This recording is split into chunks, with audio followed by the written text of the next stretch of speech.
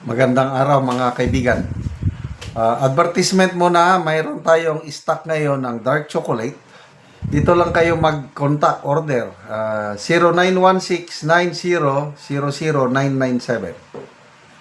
Limited ang stock, kaya first come, first serve. Hindi ako nagnenegosyo nito, umiinom lang araw-araw dahil napakasustansya. It's good for my health.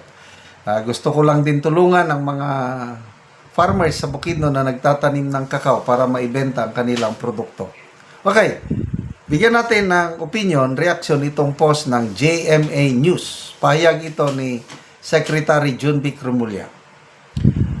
Interior and Local Government Secretary June Vic Remulla on Wednesday, ngayon, said that Senator Ronald Bato de la Rosa is believed. Puros ganyan, believed. Haka-haka. Believed to be in Davao amid reports of an alleged arrest warrant against the lawmaker from the International Criminal Court. However, Remulla pointed out that the DILG cannot take an action because it has yet to receive a formal copy of the supposed order from the ICC.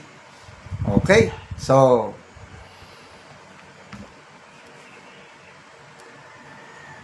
believe. Yun lang. Punta muna tayo kay DG Bantag. Ganon din. Anong statement ng DILG Secretary?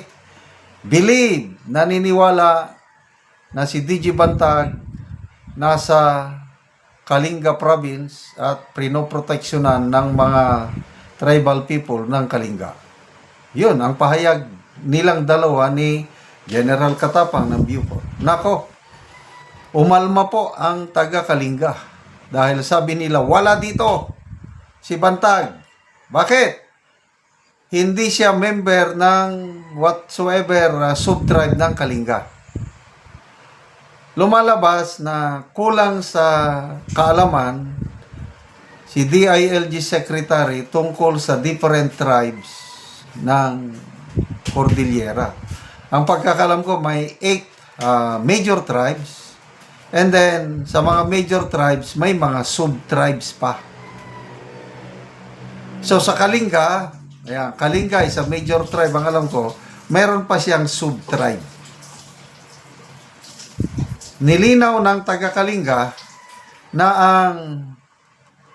ang tribo talaga ni General Bantag is mistiso, mixture ng Ifugao tribe at saka yung mga tribe sa Benguet. So kung magtago man si General Bantag, kung ako si General Bantag, doon ako magtatago sa katribo ko. As a whole, igurot, puro sila Cordillerans. Kailang, mas kalmante ako kung ako si General Bantag, doon ako magtago kung nasaan yung mga katribo ko. So, kung magtago man si General Bantag, most likely nasa Ifugao or nasa Benguet. Pwede rin sa Pangasinan dahil ang inahan ni General Bantag is an Ilocana from Pangasinan. Kaya tingnan nyo, yon si sino ba yung kasama niyang na kasuhan? Nakalimutan ko na, yung namatay na. O doon, namatay sa Pangasinan ba yun? Kasi taga doon, Espina ito. Nakalimutan ko na yung ano. So yun, napaldo si Secretary June Vic Remulla yung sabi nila kung saan nagtatago si General Bantag. O, dito naman tayo kay Bato. Totoo ba? How sure ang secretary na nasa Davao? Well, kung ako ang inyong tatanungin, posibleng psyops lang yan. Sinasabing nasa Davao, kailang yung totoong location niya, baka alam nila. Example lang nasa Metro Manila si Bato. Yun ang totoo. Nga alam nila. Kaya lang, pwedeng sabihin na nasa Davao para pag marinig ni Bato ay safety ako. Dahil hindi nila alam kung nasaan ako. Kasi sinasabi na nasa Davao. Posibleng psyops, psychological warfare lang itong sinasabi kung nasaan. Pwede rin, parang bantag style lang na para lang may maisagot sa media. Kung ako ang secretary ng DILG, hindi ko yan sasagutin ng ano. Pagtatanungin ako na, I'm sorry, hindi ko pwedeng sabihin dahil this is, basta sikreto, hindi ko pwedeng sabihin. Ganun lang. Kaysa yung magbanggit ka ng lugar, mamaya mapaldo. Kagaya noon kay DOJ Secretary Boying Rimulya pa noon, ang dami nilang pahayag tungkol kay General Bantag na hindi naman nagkakatotoo. Salita ng salita na wala naman. So, anong likelihood na nasa Davao? Siguro nga dahil kagaya kay General Bantag, kung nagtatago siya, doon siya sa kanyang katribo. Ito naman si General Bato, si Senator Bato, ang kanyang mga supporters nasa Davao Region. Region hindi lang Davao City. Kaya, maraming tribal people sa Davao. Iba't ibang tribo yan. At loyal sa mga Duterte itong different tribes sa Davao. Mayroon yung mga indigenous people, mayroon ding mga Muslim tribes. Nako, ang lawak na pagtaguan ni Senator Bato sa Davao. At ito na nga, granting na meron ng arrest order, nandyan na. Hahanapin na nila si Bato. Nako, makikipagpustahan ako. Mahihirapan ang ating gobyerno sa paghuli kay Senator Bato. Malala ko tuloy yung may renegade army colonel noon, si late Colonel Alexander Noble. After ng kudita ng Cory administration, nagtago si Noble. Hinanap nila. Alam nila ang location niya. Nasa Higaonon Tribal Community sa Esperanza, Agusan del Sur. Kaya lang doon lumaki, doon yung suporta ng mga Higaonon tribe 100% kay Colonel Noble. Kaya walang nagawa ang Philippine government.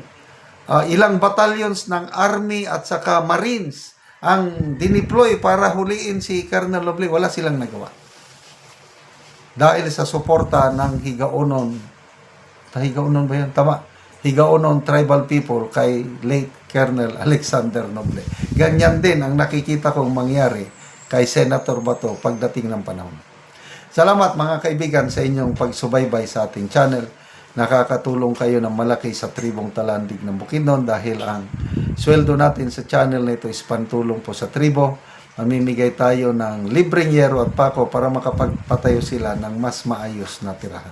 Panoorin nyo ang video na ito. So si ate sa gibutang na lang na diha, so mo na among gihatag nga yero, so dili niya mapasan tungod kay bugat. So ate, unsay imong masulti nga natagaan kag yero? Salamat kaayo sa naghatag. Dayon.